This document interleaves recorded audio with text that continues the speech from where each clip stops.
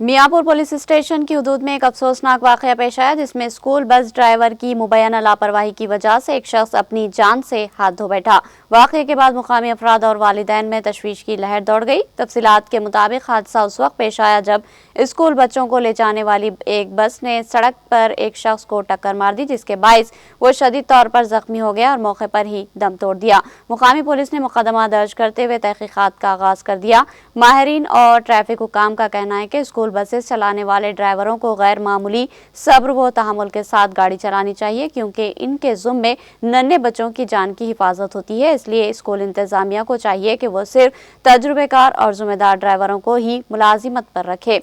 वालिदैन से भी अपील की गई है कि वो स्कूल की बसेस सर्विस का खुद मुआयना करे, ड्राइवर की तरबियत, रवैये और ड्राइविंग तर्ज का जायजा ले, ताकि किसी भी नागहानी हादसे से बचा जा सके।